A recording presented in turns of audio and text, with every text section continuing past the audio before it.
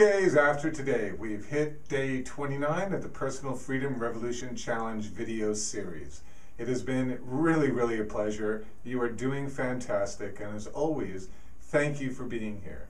It must be an amazing experience for you to be really gaining control of yourself, to feel like you can be your personal best, that you can aim your decision making at choices and open up choices and realize through the power of pause that you have more choices and really create that choice that is the best for your life, your personal best, to resolve to be your personal best.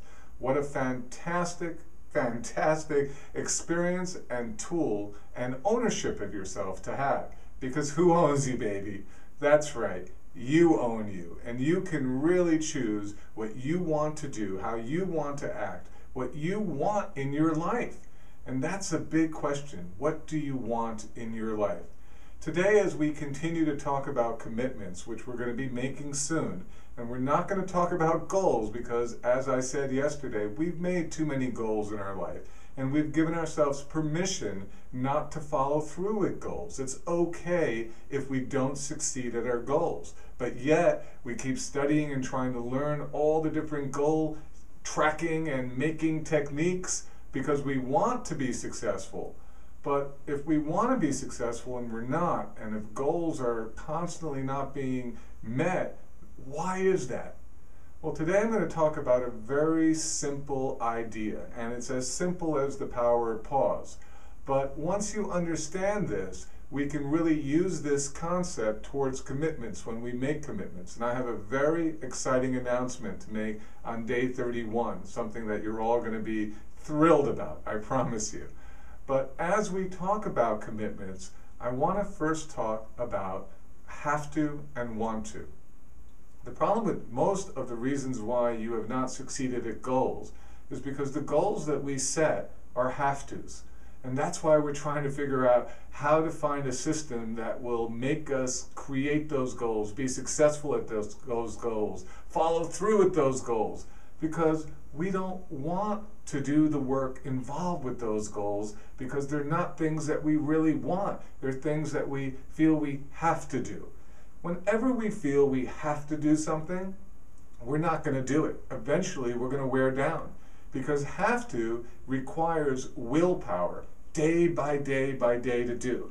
If you don't have to do something, you don't want to do it. And the moment you have an excuse not to, and that's where the automatic thoughts and that voice inside you that gives you permission to say it's okay not to do it this day, we can make it up, we'll catch up, and all the things that we talked about come into play because you're vulnerable. Why are you vulnerable? Because they're not things that you want to do, they're things that you have to do. When you feel that you have to lose weight, then you're not going to enjoy the process, you're not going to be committed to the process, you're not going to feel good about the process, you're not going to feel good about you during the process, and you can't wait until the process is over. What a way to start a goal with a have to. When you have to quit smoking, you shouldn't have to quit smoking. You should want to quit smoking. You should want to lose weight. You should want to create more financial success in your life. You should want a better relationship in your life. When you can turn your have-tos into want-tos, then you're going to want to make a commitment. What is a commitment? Imagine going to get married to someone and feel that you have to. How long do you think that marriage is going to last with a have-to marriage?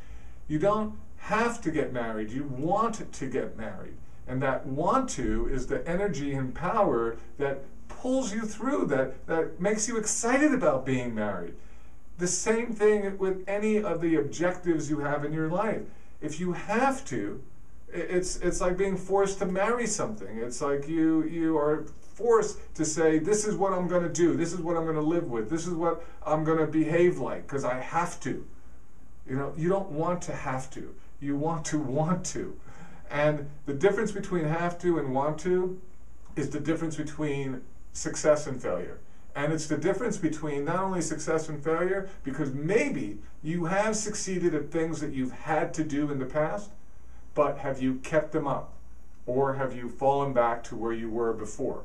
Now, there's a big difference in have to when you're in work environments and things of that nature. So, you know, understand when people want to, take jabs at things and say, oh, it's not absolute like that. Nothing is absolute, okay? We're talking about you and the objectives you have in your life. And we're talking about reasonable situations. So in being reasonable, when you are trying to create something for your life, when it's a have to, you're not going to put the right energy or thought pattern behind it. When it's a want to, you are going to, and you are going to flow with it, and it's going to be exciting, it's going to be fun, and you're going to enjoy creating the success that you get out of it. So when we make commitments, we're going to start with really looking at, are we committing to something that we want, that we really want to do the actions behind it, and that we can really then use the resolving to be our personal best to make all the choices that correspond with the wanting to succeed at what we commit to.